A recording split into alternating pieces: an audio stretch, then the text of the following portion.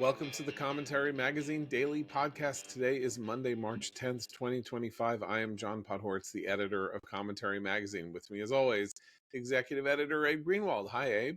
Hi, John. Washington commentary columnist Matthew Continetti. Hi, Matt. Hi, John. And social commentary columnist Christine Rosen. Hi, Christine. Hi, John. There's so much to talk about. One thing, never a dull day with the Dodgers. There's just this administration keeps moving and the news keeps moving. So we can talk about the defunding of Colombia. We can talk about the arrest of a Colombia Hamas activist. Hold on. It's right here. Mahmoud Khalil. It's right- Yes. We could talk about the peace negotiations or the hostage negotiations in Egypt. We can talk about the budget. We can talk about the one big beautiful deal or the continuing Matt's favorite country, Canada. Canada. Oh, speaking of my favorite places, I discovered that the congresswoman who held up the stupid bunny ears sign over Trump's shoulder at the speech, Michelle Stansbury, represents Albuquerque, New Mexico, which, as longtime listeners of this podcast will know, may be my least favorite city in America. It's the place that I arrived at to deliver a speech, and I just could not wait to leave. And so it was not surprising to me to hear that she's from Albuquerque. Well, 20 years ago, I had a very good French meal at a restaurant in Albuquerque that I think opened for 3 months and then disappeared because you can't find it anywhere. And so I have fond memories of flying into Albuquerque, going to this restaurant, and then driving on to Santa Fe. But that's my only positive. What I understand is Santa Fe is beautiful. Albuquerque is the place where, when you exit your plane, you're immediately greeted by Breaking Bad. Yeah, it's paraphernalia. Just, get your meth in Albuquerque, So and then any you go to place Santa that's Fe. advertising the meth dealer Right. as its most famous mythic citizen, I think might have an issue. Nonetheless, why don't we start with the universities, John? Because there's a whole lot of action taking place on that front. So, interestingly enough, the Trump administration announced that it was suspending $400 million in what seemed to be direct grants from the federal government to Columbia University, and reviewing $5 billion in other monies somehow connected to Columbia through the federal government. So obviously this is the first step on the road of the administration holding universities responsible for their failures to protect Jewish students under Title VI of the Civil Rights Act. Unequal treatment, discrimination on the basis of, that's the complicated part, discrimination on the basis of, I guess, religion. National origin. National origin, although the national origin of most Jews is, of course, the United States. It's complicated. Jews, because there is no legal definition of what it means to be a Jew, and the administration has now decided to take on as its definition of anti-Semitism the IHRA definition of anti-Semitism, which explains what is specific and unusual about anti-Semitism, and why, therefore, it can take legal action using our civil rights laws to protect Jews. Predictable outcry, including from people that I admire and respect, like Walter Olson, saying there was no due process. There's a comment period. Usually when stuff like this happens, action is announced with a 30-day period of comment, or allowing the affected federal recipient of funds 30 days to respond before action is taken.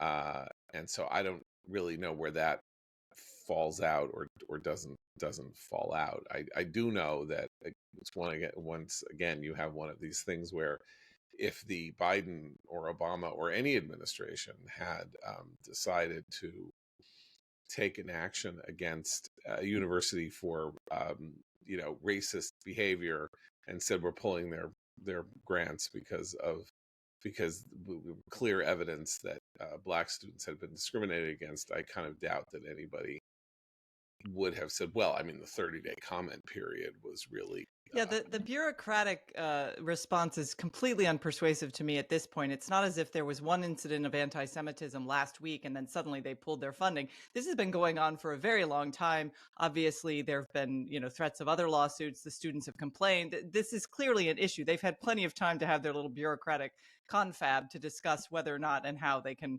protect Jewish students. I'm sorry, I had to turn my camera off for the YouTubers because I got something in my eye. Okay. I'm back. My only, it's not, I can't say it's an area of agreement with making those criticisms, but my only concern regarding the bureaucratic aspect is that I'm worried that if the administration hasn't or doesn't cross its T's and dot its I's, we'll end up with a stunt that we've all cheered on that won't have been effective. That's where I work. You have just put your finger on the problem of the Trump 2 term. Is it takes bold action, but it does not prepare, or it appears that it does not prepare properly for making sure that bold action sticks. And that's something that is an overhang from the first term. They're better at it this time. But when you want to take big swings, you do have this large bureaucracy, although they don't really trust a lot of their bureaucracy. But you want to make sure that you want to line the ducks in a row. And for example, so let's move on to the second thing. Can I just say something about the money? I mean, I think we'll have to see. Columbia reacted in something of a stunned fashion to this news. It has not said that there were any legal problems with the announcement. I was amazed to find that a quarter of Columbia's operating budget comes from the federal government, showing the way in which the federal government, dominated by progressives, is interconnected with our elite university system, dominated by progressives.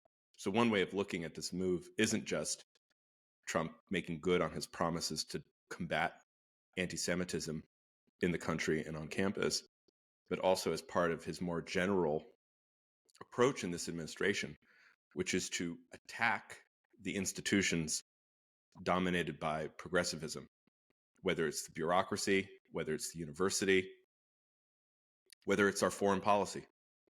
And so this is, I think, just of a piece. It shares some of the problems that you mentioned, which is if it's not done to the letter of the law, then a lot of the good that could possibly come out of it might be negated by the courts. But I think this was a bold move. It's great. It also happened on the same day that Governor Glenn Youngkin of Virginia and the Board of Governors of the University of Virginia eliminated DEI at UVA. So this is the counter-revolution. Right. This is what happens after the 4 years of George Floyd and Joe Biden, and we're in the midst of it. And I think for those of us who opposed what's been happening on campus, this is a good thing.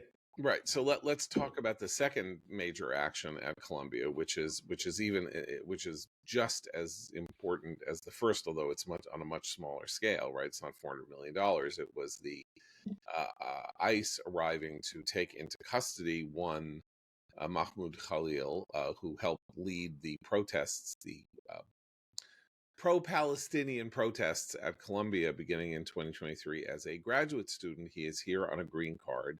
He is married to an American citizen. They arrived at what is called Columbia Housing.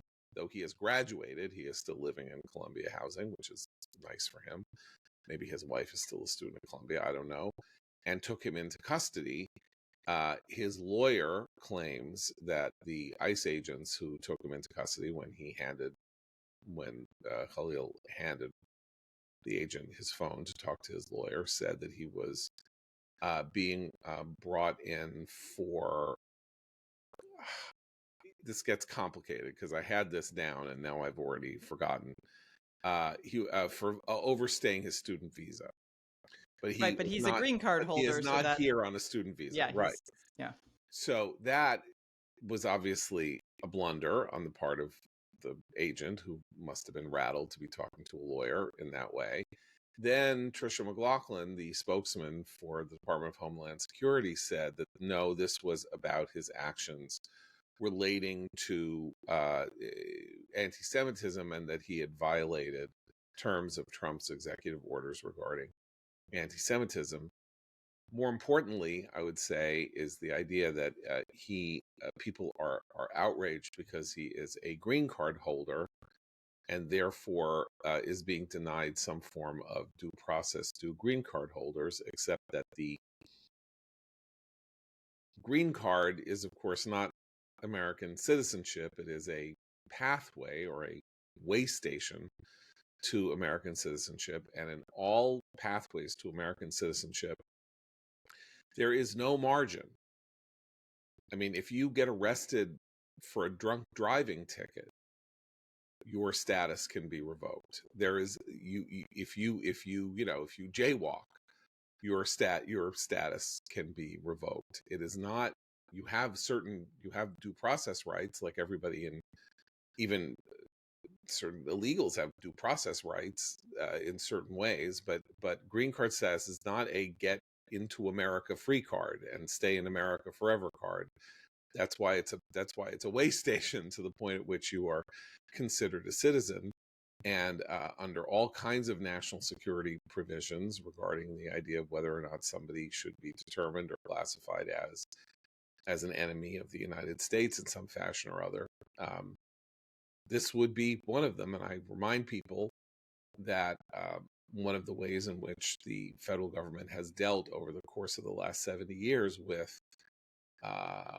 mafiosi is to deport them.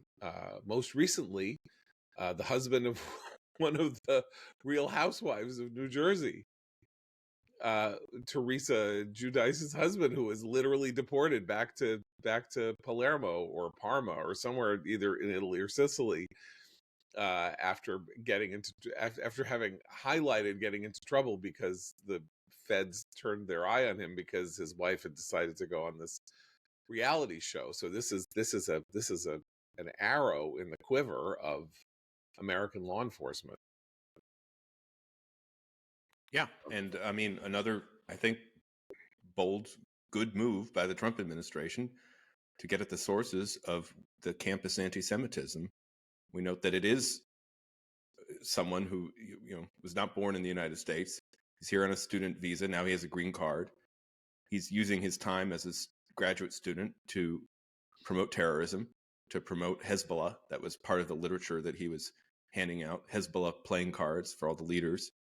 And he should go. Well, and it's an opportunity, if the Trump administration seizes it, to do a really thorough investigation of who was sponsoring him, who, if anyone from overseas was funding him. That's where it doesn't matter. I mean, even if he was an American citizen and he was using terrorist-sponsored money and material, he would be facing similar criminal charges. So, yeah, no sympathy for him. Can attest that most graduate students don't have enough money to be doing a side hustle promoting terrorism. Like most of us were holding down like multiple jobs, but I guess he's, got some special fellowship at Columbia. And I would hope that what this would do is be a shot across the bow for Students of Justice in Palestine, which has chapters all over campuses in this country that are still stirring up trouble regularly. And for them to have a real thoughtful discussion about whether and how and who supports their movement on campus. Because if they are getting support from terrorism abroad, they should be shut down and they should be removed from every college campus. And can I just say, I want to announce that I have switched my position on AI. I am now pro AI because the administration said it's going to use AI to find more such students to be able to identify them and deport them as well. Well, I'm glad to see that the real world applications of these banners, once we get beyond the theoretical, can have a complicating or layering effect. It's very good at on your searching massive amounts of data very quickly. Yes. Now, there is, if you listen to the talk of people who are horrified or frightened or whatever by this act, you will see the term chilling effect. This is going to have a chilling effect on speech. Of course, these protests are a form of speech, and this will have a chilling effect on them. Yeah, we want this to be a chilling effect. We want this to stop. We Jews in the United States want the anti-Semitic activity on college campuses to stop. We want the people who are doing it to be scared. We want them to be frightened if they are foreigners, that they are going to be deported and never allowed back in this country. And we want, if they are American citizens and do things that violate the law, to fear that the law will come down on them like a ton of bricks. That is what has happened over the last 16 months, is that we have been sent on the run, and now it appears that somebody has our back, and it is time for those people for whom people have been bending over backwards to respect their rights, or what is deemed to be their rights, to have the fear in their bellies that a Jewish kid with a kippah has when he walks across the UCLA campus. But we don't want to have a chilling effect on college administrators. What we want them to do is to rouse themselves from their slumber and their ignorance of what was obviously going on their campus, so that they don't make statements any longer like one of the college administrators did, telling Jewish students, well, just don't wear your Jewish stuff if you want to walk around out in public, because you're kind of drawing attention to yourself. Those sorts of things had been mainstreamed for more than a year. So I actually want them to become more activists in protecting Jewish students and Jewish students' right to walk around a campus wearing a kippah, at the same time that I think, look, people are not going to get arrested if they were running around tearing down hostage posters. That's their right to be horrible human beings. That is not illegal in this country. But if they are actively promoting violence, if they are shutting down buildings, vandalism, I'm not sure that's vandalism, right? Well, but if I mean, look, we're not going to go around rounding up people who did that. I think they're terrible, and I would love to see them face a misdemeanor but I'm not charge. sure it's not illegal. Right. But speech, look, you're allowed to stand on a college campus, organize under the rules of your campus, to oppose Israel's policies in Gaza. You can do that. That's not going to change. But this is actually something separate. And the free speech argument strikes me as trying to elide a distinction between kids facing violent threats and being told to hide in their dorms versus, the right to still have some sort of protest that follows the rules of your campus. So that's where the free speech people really annoy me, because we all understand I'm very pro free speech. There's a very big distinction between threatening violence against someone and gathering outside places where Jewish students meet or try to go to the library and threatening them with violent language, and having a protest. Well, and if the university administrators understood that distinction, we wouldn't be in this position. Exactly. Because they would have clamped down on the harassment and the conduct immediately, and the trespassing and the vandalism and the bullying all at once. But they don't get it. They're not going to change their tune. That's why you need this external force to apply pressure in order to solve the problem. So first, the pressure was being applied, in the period after October 7th by donors, Bill Ackman, Cliff Asness, the guy who owns the Philadelphia 76ers, whose name I can't, Josh, somebody, various people who said, I'm not getting, that's it. No more money for you. Robert Kraft, others. So that was the voting with your feet or voting with your dollars to say your behavior is unspeakable. And let's see how you do without us. Now we have the question of whether or not the force of law can be brought to bear. Here, we published this remarkable article by Danielle Pletka last summer, enumerating the ways in which the federal government and state governments and others can use existing law to combat this war on Jews in the United States, and particularly on campuses. And it's not just that administrators aren't going to do anything. They recruited these students, the ones that are students. And of course, one of the things that there's a lot of money. Yes. But one of the things that we discovered last week, or that Columbia Barnard announced last week, is that the majority of people who were protesting at Barnard were not, in fact, Barnard students. So that's a big thing where someone's opening the gates, letting people in to be a kind of rent-a-mob. And that's what happened at the Tentifada too. Right, exactly. Okay, so, but my point is that the leaders of these encampments and everything, they are admitted students, admitted by the admissions office. And my guess is, not that I'm allowed to see their essays, that their activism on behalf of peace in Palestine might well have been a feature of some of their personal statements. Well, Well, that in was the particular- famous undergrad at Columbia University who got into Columbia riding the wave of Black Lives Matter activism as a high school student, got to Columbia, became a raging anti-Semitic, threatening violence against Jewish students. Right. And he was, he was suspended.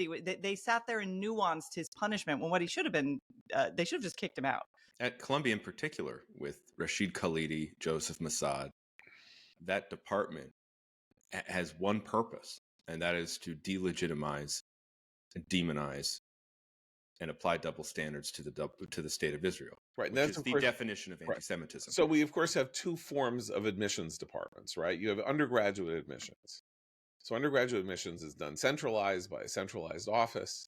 Yeah. And from what we understand, students who write essays, personal statements that say things like, I'm involved in activism, I believe in activism, that is viewed favorably by a lot of the admissions officers wherever they are, as opposed to students who say, what I really want to do is learn ancient Greek. Like, And golf. You're boring, right? Or golf, right? Okay. So that's one admissions office. And then you have individual departments and their graduate students, right? Who are admitted under different auspices.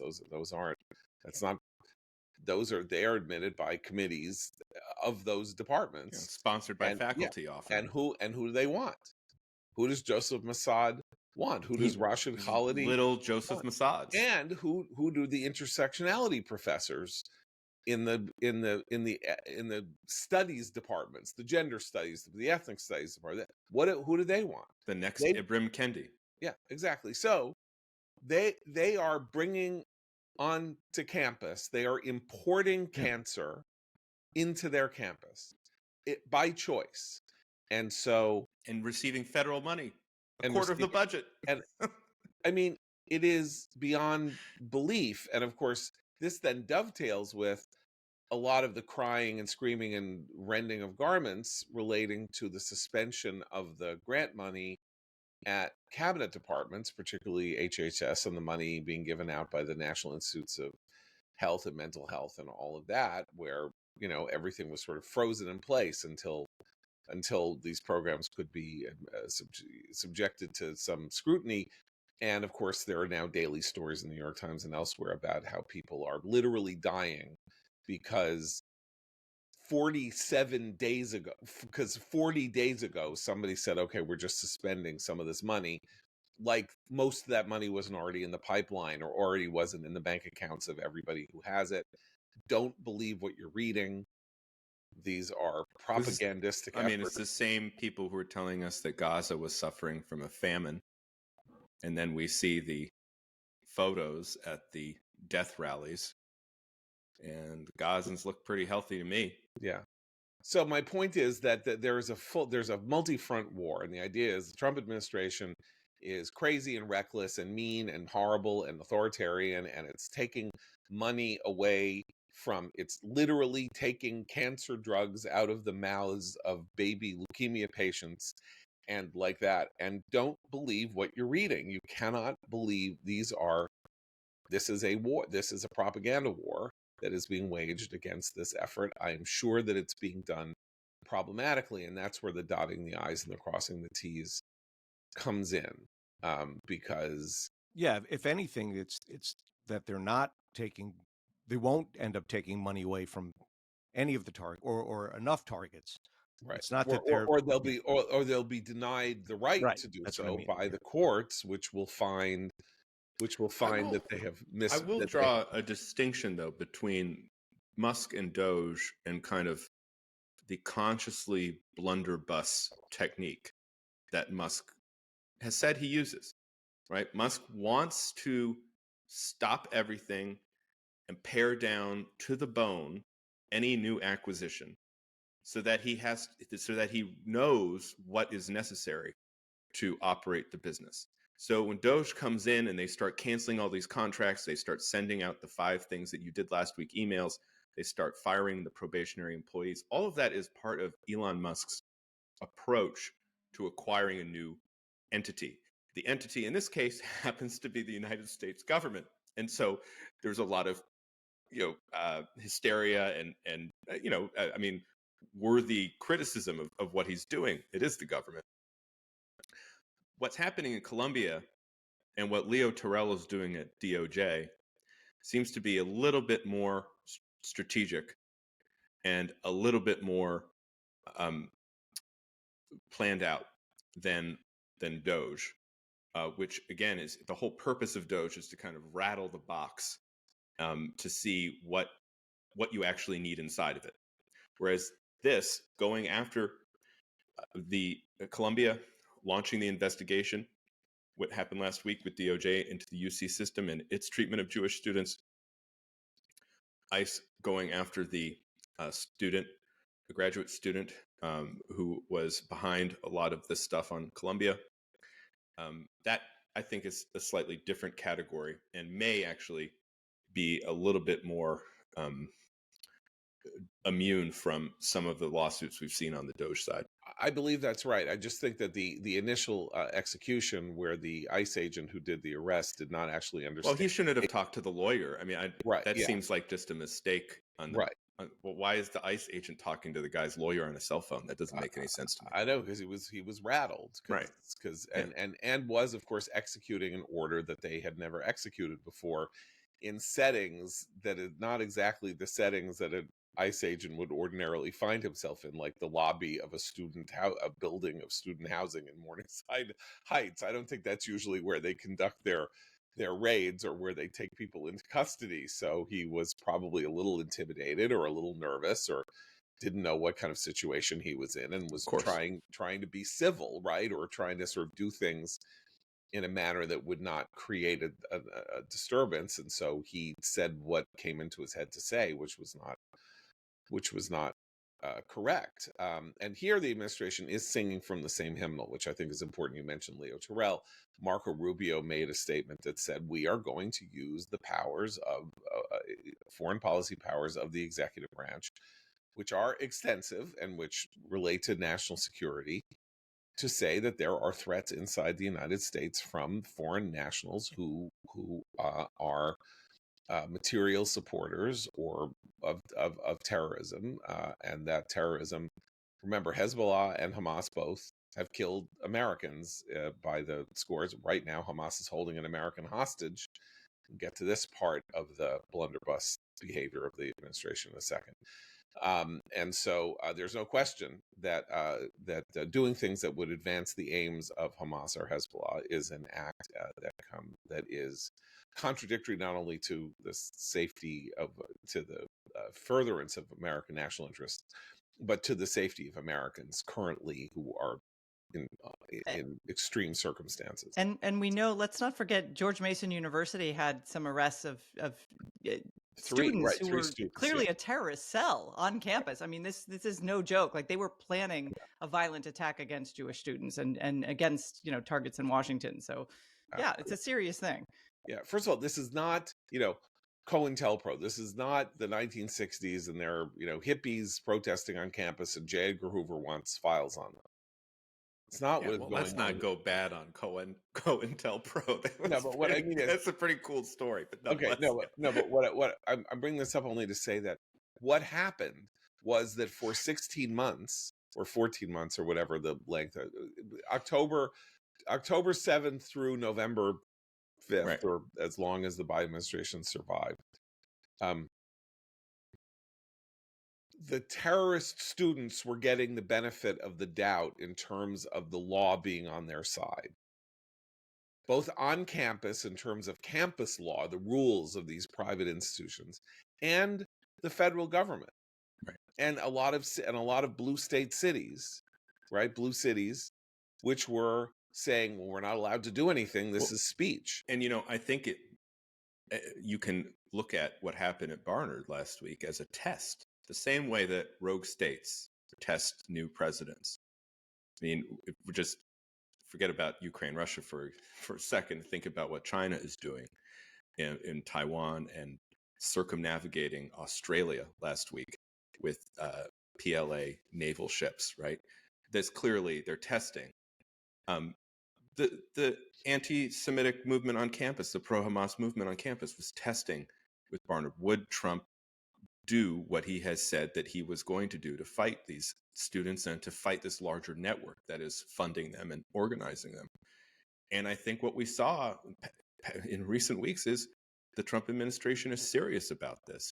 And so I hope the people behind this movement get it, that it's not going to be easy street. And that on Columbia in particular, think about what Columbia has been through since October 7th and since the Hamasniks showed up on campus. The Tantifada, Manoush Shafiq, they lost the president. There are more disruptions. They have these faculty members who are anti-Semitic radicals. Now they're facing, they face the donor pressure. Now they're facing the pressure from the federal government.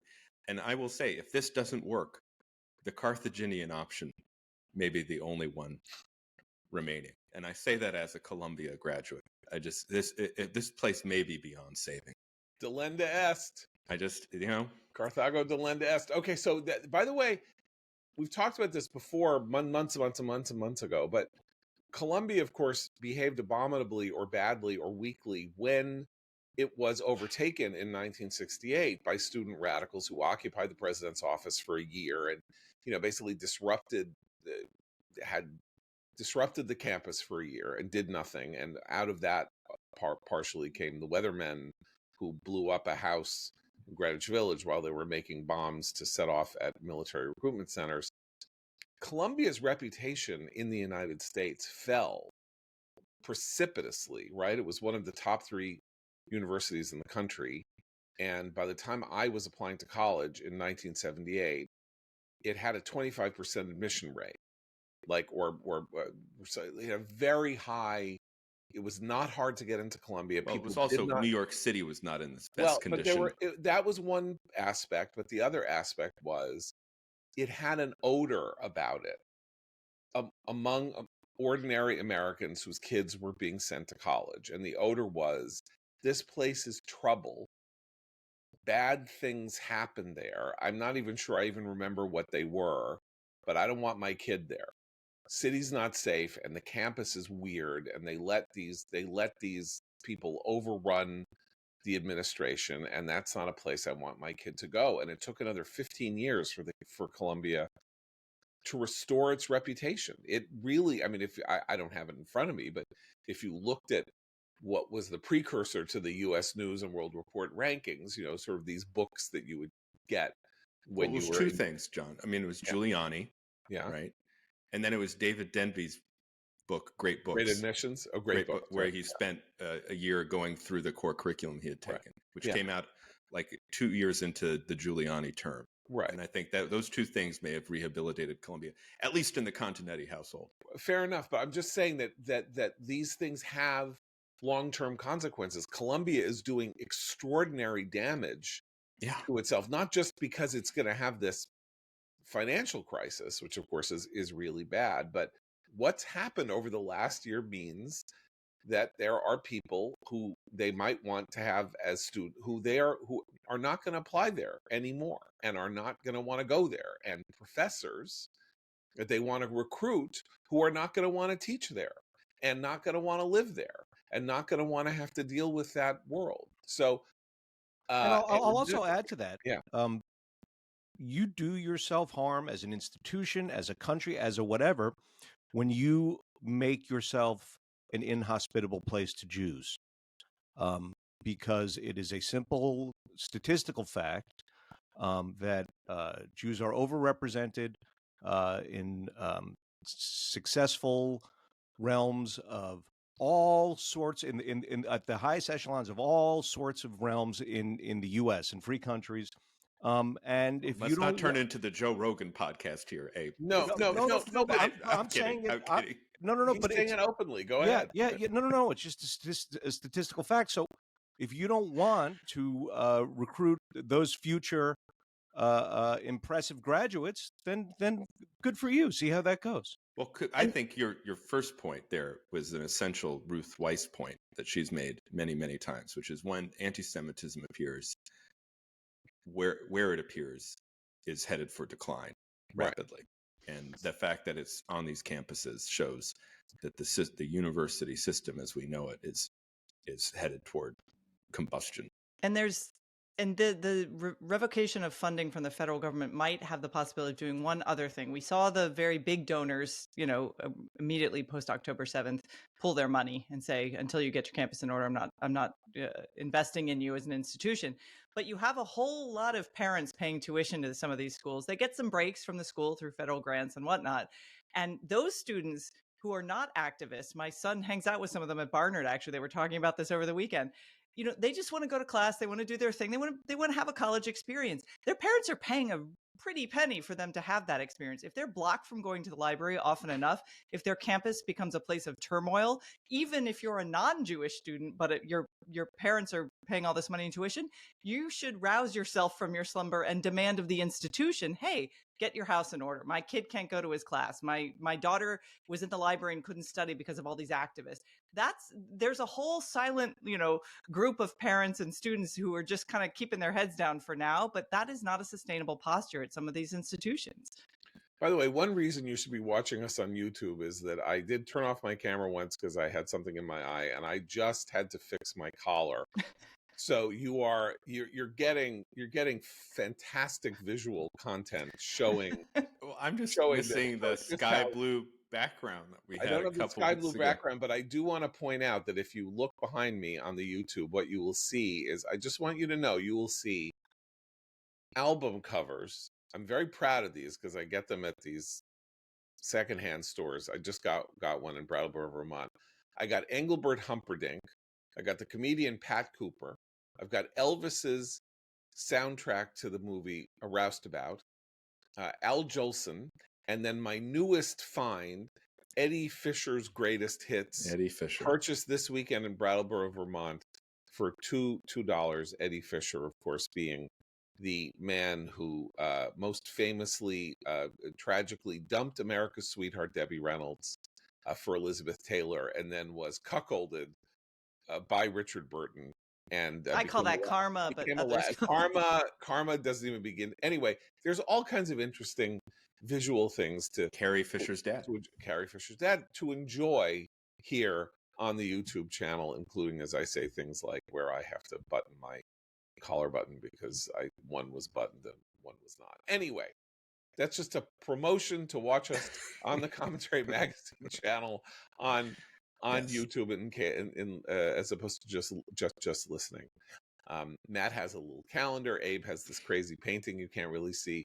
Christine has the starkest. It's as though she is in an Ingmar Bergman movie. I think it's angelic.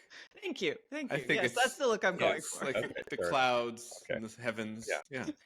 Okay, so let's talk about where the administration seems to be behaving like amateur hour or worse. So we've already had the spectacle of Trump's friend Steve Witkoff becoming his favorite hostage negotiator, going around and insulting people and talking stupid. And now there's another guy who has been appointed a hostage negotiator at the State Department named Adam Bowler, a former healthcare executive who was also did a summer program with Jared Kushner during college, which apparently is his in to the administration. And he is now our hostage negotiator at the State Department in some fashion or other. And he spent the weekend embarrassing the United States, shaming himself, shaming his people, as he is a fellow Jew, talking about how he believes Hamas has reason to be responsible and sober, and how Hamas, there's very interesting ideas being floated at these negotiations, and America is not Israel's agent. And he believes that there's really a deal can be struck in the next couple of weeks. Then he called the Israeli hostages prisoners, thus paralleling them with the Palestinian prisoners that Hamas is negotiating for, and in general, humiliating, embarrassing himself, and giving Hamas some sense that there was air in their lungs because there was a moron in the United States who was essentially taking their side, going on Jake Tapper's show. So much so that last night he had to go on Twitter and say, yes, I think Hamas is very bad. Because of course because he's a negotiator. That's You see, so progress. negotiators, we've seen this over the course of years, like when when Well, let's Jimmy back Carter. up. Yeah. Let's back up for a second, Yes. because I think what we've seen from prior to the inauguration is that the American strategy is different than the Israeli strategy. When we first got the report that Witkoff, who is one of the most powerful people in the administration, went and interrupted Netanyahu on Shabbat in order to get him to agree to the ceasefire plan, you got the sense that Witkoff didn't really care about the niceties of the U.S.-Israel relationship. He was on a mission. The mission was to get the hostages out, in particular, the American ones. And then we see this news last week that a separate line of direct U.S. Hamas talks had started with this guy Bowler leading them with the Hamas interlocutor. Again, a sign, I think, that the U.S. and the Israel objectives diverge slightly. The main objective, it seems to me, from the U.S. is to free Adnan Alexander, who is the remaining living American citizen among the hostages.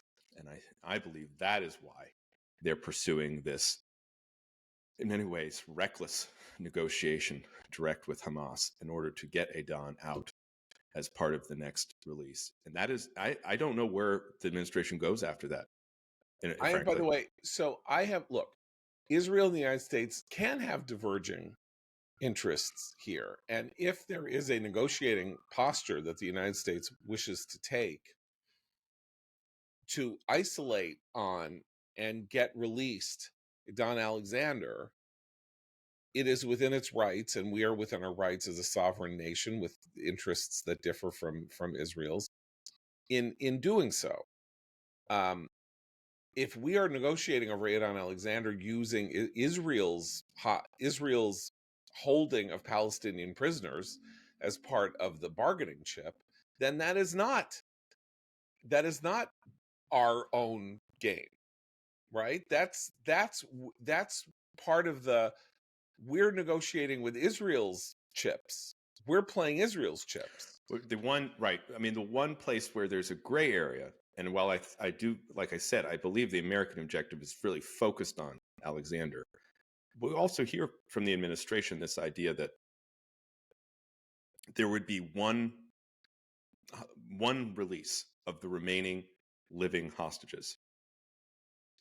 And in exchange for that, then you would have some concessions from Israel, probably these Palestinian murderers and terrorists who should never step outside of a jail cell.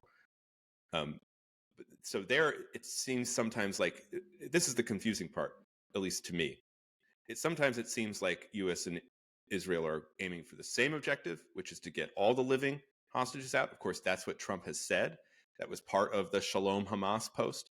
And then other times when I see these moves, like we saw from Bowler over the past 72 hours, I think, well, what they really want is just Alexander.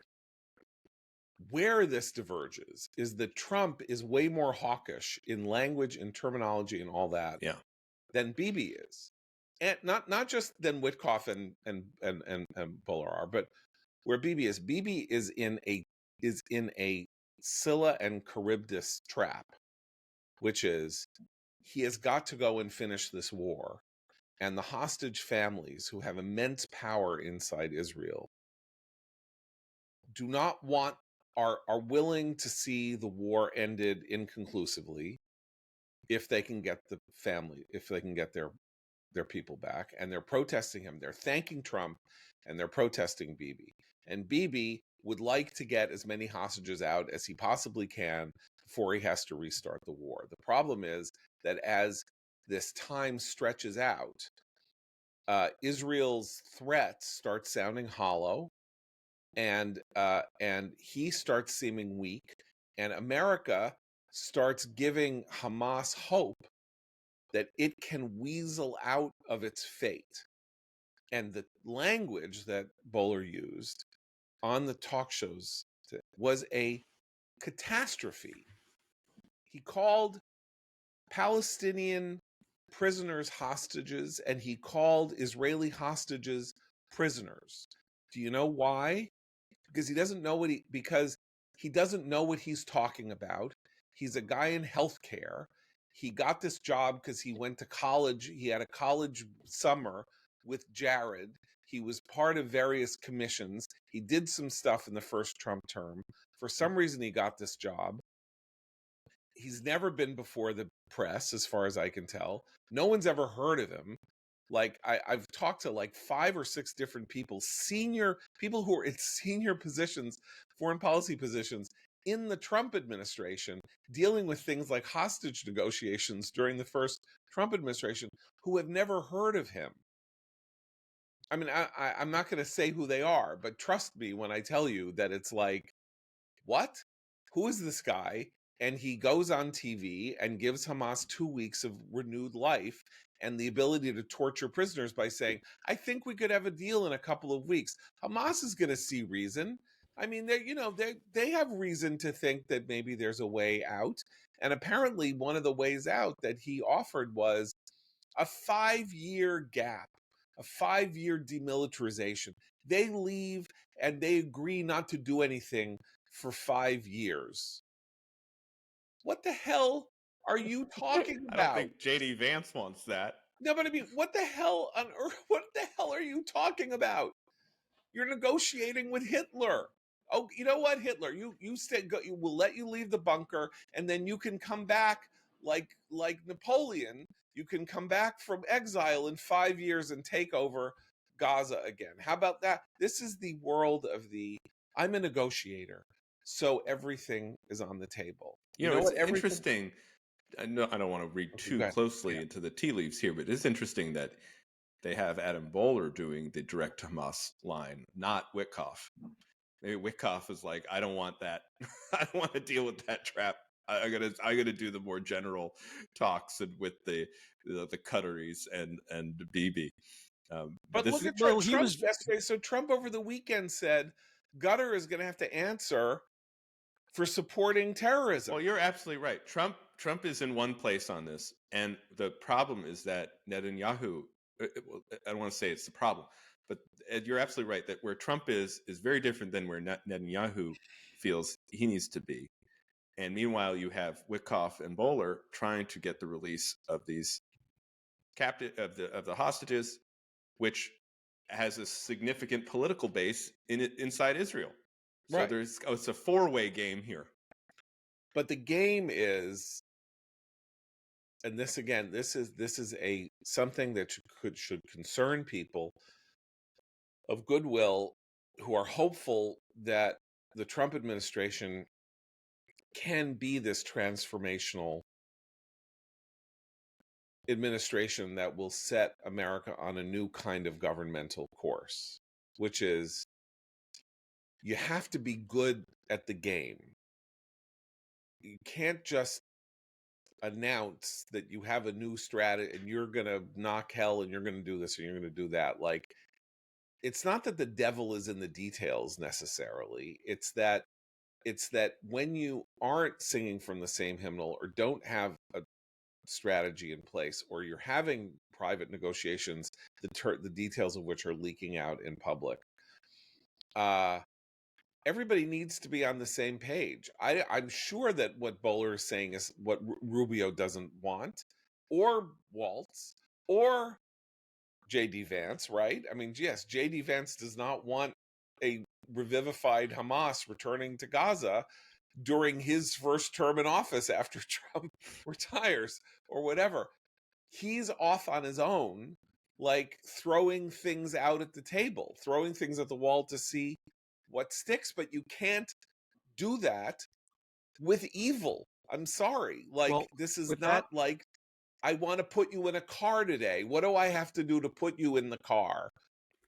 with that in mind, there's another concerning element, I think, that's been added to the mix, which is that Trump has said that he wrote a letter to Iranian Supreme Leader Ali Khamenei proposing negotiations about a nuclear deal there.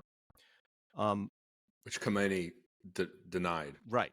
over the weekend. He said we're not doing any negotiations. Right. And this is concerning because of the way Trump signals how he wants to approach strongmen and problematic regimes. I fear his eagerness to get some sort of win, something he can call a win during his presidency. Like the 5-year Hamas plan or something. He may look to do that over and over. And regarding Iran, this is another potential area of divergence between long-term U.S. and Israeli approaches. Well, it's also I mean, the thing is that the policy hasn't changed. Trump says Iran cannot be allowed to get a nuclear weapon, and we will not allow that to happen. So if he sends him a letter that says, let's negotiate, and Khamenei responds by saying, I'm not negotiating, you could look at that as having a clarifying effect. Yeah, I mean, when I Trump gave it a shot, you know. Right, Trump was talking about it in the Oval Office on Friday. He said, "Yeah, there's two ways this can happen: through a negotiation, or, as he put it, the other way." The other way, right? If Khamenei is the same as he's been for 5 years and says, "I'm through with the Americans. I don't want to negotiate anymore. Enough." Well, it's one thing with the Biden administration. They're like, "Okay, you sure about that?" Trump may take a different approach. I mean, say, "Okay, you had your chance." We'll have to just see. Khamenei could have followed the Kim Jong-un pattern and written Trump some really, really beautiful letters. They're so beautiful, you wouldn't believe it. The beauty of the letters, so heartwarming. The correspondence that he had. Well, and by the way, that's similar to what Putin does. Putin is always telling Trump how smart he is and use common sense. That they use that. Apparently, Putin used that exact phrase in one of the phone conversations. So he knows that this is how you can appeal to Trump and get him to work with you. And Khamenei is definitely not that. Right, because Khamenei, he's a revolutionary ideologue who wants to impose Islamism on the world. Be destroyed and death to America. Like, exactly. That's not just an empty slogan. Not for him, shall we say? Do we have anything we want to say for like 30 seconds? I do. I have one thing I think just to circle back to our earlier discussion of anti-Semitism on campus. We also need to talk about some of the anti-Semitism in popular culture right now with people like Theo Von and Candace Owen and others going on these podcasts and just ranting and conspiracy theorizing and the response being, I think, rather muted to what they're doing, because their messaging is reaching a very young and kind of politically disengaged, but very open to seemingly alternative ideas and alternative histories. And that really concerns me, because that's a broad swath of the youth of this country, not all of whom will end up going to college, but many of whom are coming of age, listening to the kind of thing for which there is very little pushback in the media diet that they consume. So that's actually an area where, Theo Von in particular is interesting because he's had rabbis on to discuss anti-Semitism, but then he had Candace Owens on his show. He had Candace Owens on his show. He's not going around saying these things. And then Candace Owens has obviously been a problem for much longer stretch of time. But the mainstreaming of anti-Semitic conspiracy theory is something that I think, if you're conservative, you should be deeply, deeply concerned about. And a lot of it's coming from the right. Mainstreaming is the right term. It's popularizing, or it is getting this message out, because it's not mainstream, right? It's that becoming mainstream. no, but That's my it's that concern. there is no mainstream. Like that's part of the story here is that there is now there are these tributaries or river or different streams of information, right? And there is no main. So Tucker, Candace, the whoever it is that wants the Tate wanted Andrew Tate to be released back to be freed in the United States. A lot of those people uh, are speaking into a void because there's no one else in that stream. Like even the people who are in that stream who are very much deeply ideologically opposed to that sort of expression, right? Like Ben Shapiro, himself an Orthodox Jew and passionate Zionist and spokesman against anti-Semitism, left Breitbart for this very reason and started his own business for that reason. He's already now in a different tributary. They're in their own market, and I don't know how you enter that market. I do agree with Christine on this, which is that we just went through this election cycle where one of the main lessons was the power of these podcasters, in particular Joe Rogan. And so it was disturbing to have Rogan host an anti-Semite the other week, and apparently now he's planning to host another anti-Semite, the World War II revisionist who became famous for his appearance on Tucker. So to the degree that these are influential platforms for this type of ideology, it is disturbing. I'm still trying to get like a level check on it, though. What does it say about the real world of politics and policy? There's always, it seems to me, a certain amount of anti-Semitic belief or prejudice going on in most people's heads who aren't Jews. Is this simply a reflection of that, or is it something much more sinister? So that I think we have to think of this, and the reason I think it's important to bring it up separate from politics is that it's a cultural thing that's bubbling along. And you're right, Matt, it's always bubbled along. But what it's doing now is introducing an entirely new generation to these ideas uncritically, in fact, enthusiastically, under this rubric of, well, we're just asking questions. We're just looking at things that they haven't told you. And I just know this from talking to lots of young people who are otherwise not primed to be anti-Semitic in any way, they'll just say things. I'm like, where did you hear that? Where is that true? Why do you believe that? And it's fascinating to trace the cultural stream there. And that's where, I don't know how to fight back, but I'm noticing this is escalating. Why, Joe Rogan is bad, and he's been bad because he has long hosted anyone with some degree of cultural popularity, no matter how fringy their theory, no matter how conspiratorial, and it's all with the attitude of, well, nothing is off limits, and I want to hear all sides. And all of these conspiracy theories and all these fringe theories lead toward hating the Jews eventually. Not even that eventually. And each one takes on a life of its own, post-Rogan, on Twitter, on X, and wherever else, and on other podcasts. And the thing that Rogan has done here is he's made it all kind of fun. It's like, did we really land on the moon? That's exciting. Are there aliens? Are there ghosts? Do Jews control everything? I heard about this. I heard about that. I just want to know. It's dumb as well. Right. But okay, so it's very hard to know how to combat it. Of course, one should, like an ADL document is not going to do it. This or that, that's not going to do it. You know what would be the best thing on earth to fight the scourge of anti-Semitism? Israel winning the war against Hamas, Israel crushing Iran's nuclear program. Like nothing succeeds like success. Jews looked like they were on the ropes. Punishing anti-Semitic behavior. Right? That's right. But Jews looked like we were on the ropes after October 7th, and the disease came out of the woodwork.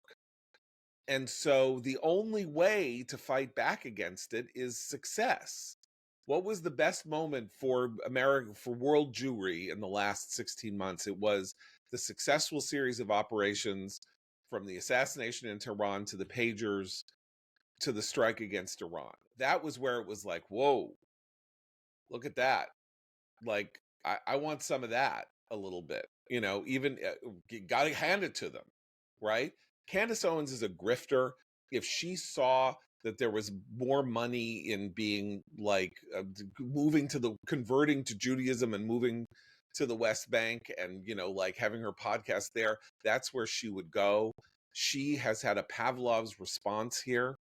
Something weird has happened where she is getting more attention, more subscribers, whatever, because of her grabbing onto this extreme. There's a very interesting piece by Maxwell Tanney on Semaphore this morning about what are called the cutie conservatives. That is these young women who are now part of the podcasting ecosystem.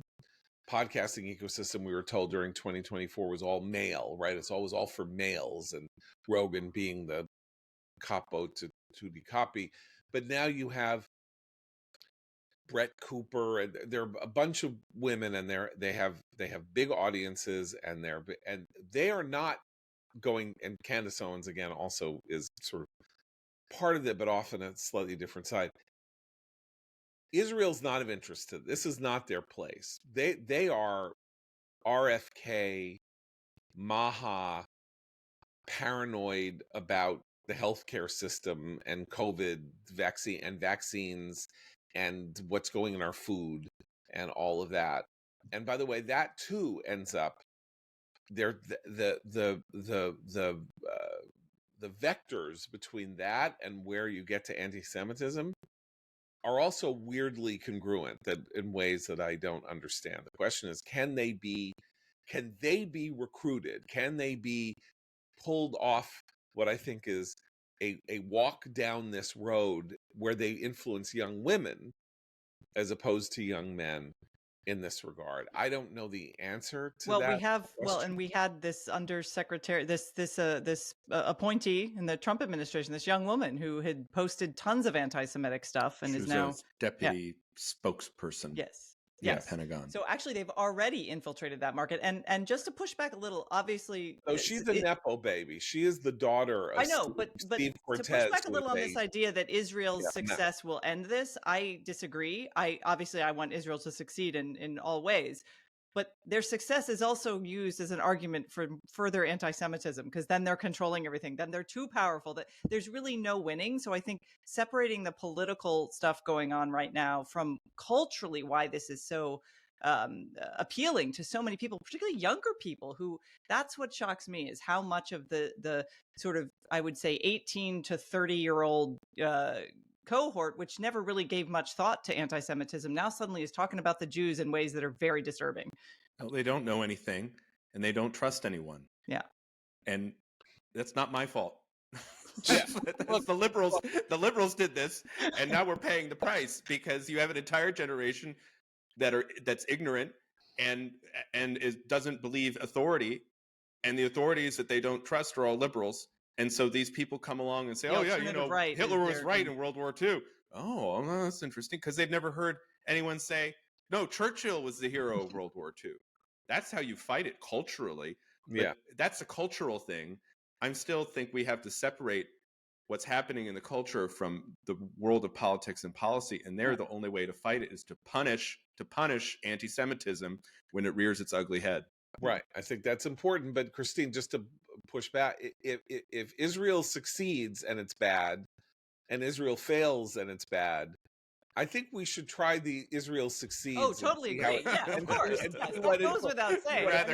We'd rather former than the latter. Because we've already seen that Israel appearing to be a failure, or appearing to be a victim, or appearing to have had gotten on its back foot, was a moment of opportunity for this world to explode out. And Israel exists in order to protect Jews. Yeah, right.